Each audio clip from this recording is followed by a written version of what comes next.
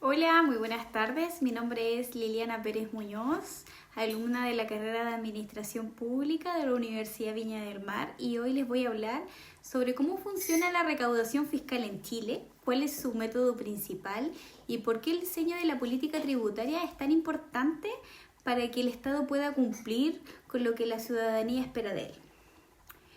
Bueno, generalmente cuando se habla de impuestos, normalmente pensamos en números, formularios o trámites súper tediosos, pero en realidad los impuestos están en cosas como muy simples que nosotros vivimos durante nuestro día a día.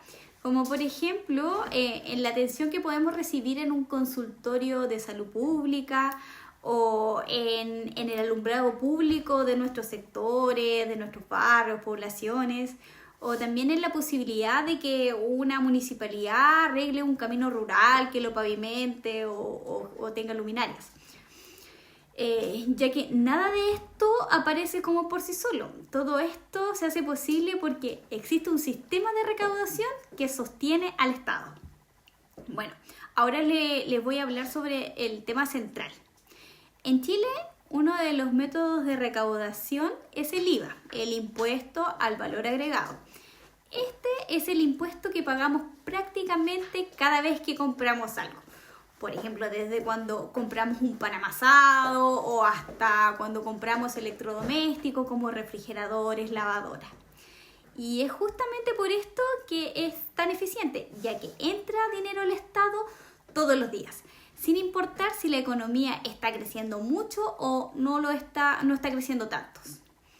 Pero a su vez el IVA también genera un problema porque la gente que destina la mayor parte de sus ingresos a comprar cosas básicas termina pagando proporcionalmente más IVA que quienes tienen más holgura económica.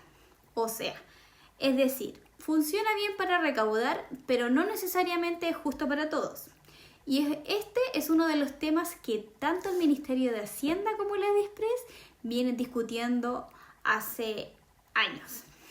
El cómo mantener un sistema que funcione, pero que al mismo tiempo sea equilibrado. Bueno, ahora bien, cuando revisamos el funcionamiento del Ministerio de Hacienda, como lo vimos en clase, queda súper claro que la recaudación no es simplemente juntar plata, sino que es planificar cómo se va a financiar el país.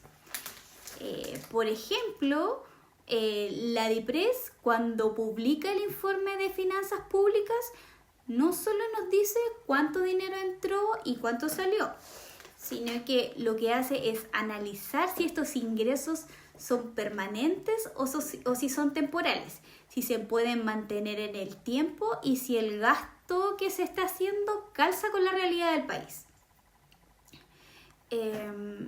De hecho, un concepto que aparece mucho o vimos en clases es el balance estructural, que vendría siendo como nuestro semáforo fiscal, el cual nos indica cuándo podemos avanzar y cuándo conviene frenar un poco para no comprometer recursos futuros. Es como por ejemplo, es muy parecido cuando una familia recibe un bono extra en el año. Se pueden dar un gusto, comprarse algo que ellos hayan querido, pero no pueden contar con ese bono como si fuera parte de su sueldo fijo, que es muy parecido a lo que le pasa al Estado. Por otro lado, tenemos el balance estructural, que no es solo una fórmula técnica, también es una forma que evita las decisiones tomadas por la presión del momento, que termine como afectando a quienes vienen después. Es decir, tiene un componente ético que permite que la política fiscal sea más responsable y menos impulsiva.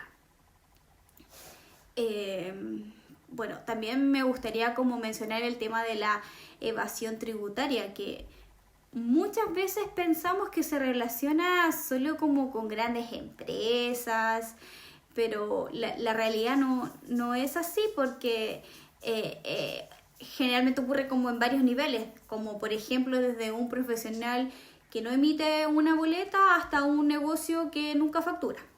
Lo que al final termina afectando a todos, porque cuando una parte de la población decide no pagar, la carga se hace más pesada para quienes sí cumplen. Es por eso que el Servicio de Impuestos Internos ha fortalecido los sistemas de digitalización, o sea, los ha estado modernizando para que exista un control aún mayor. Pero también, más que para este control, para que también sea como un sistema más simple, más amigable con sus propios usuarios. Algo que siento que ayuda mucho a entender por qué la recaudación importa, son como llevarlo a ejemplos locales. Como por ejemplo, si pensamos en las municipalidades, las comunas con más actividad económica tienen ingresos propios importantes, como lo hacen recaudando en los departamentos de tránsito, el departamento de finanzas con rentas y patentes o contribuciones, pero las comunas rurales o las comunas más pequeñas dependen casi totalmente de lo que es el Fondo Común Municipal, que se financia en parte con la recaudación tributaria del país. Y esto permite que una comuna con menos recursos pueda pagar luminarias, maquinarias o programas sociales. Y si en este caso el fondo común no existiera, la desigualdad territorial sería aún muchísimo mayor. Bueno, otro tema importante es que el IVA no es el único impuesto. En Chile también tenemos el impuesto a la renta, el cual es progresivo. Quien gana más, paga más. Pero aunque este impuesto ayuda a equilibrar la carga tributaria, su aporte total sigue siendo menor que el del IVA. Y ese es un gran desafío para Chile. Depender mucho del consumo y poco de los ingresos altos crea una estructura que no siempre favorece a las personas más vulnerables.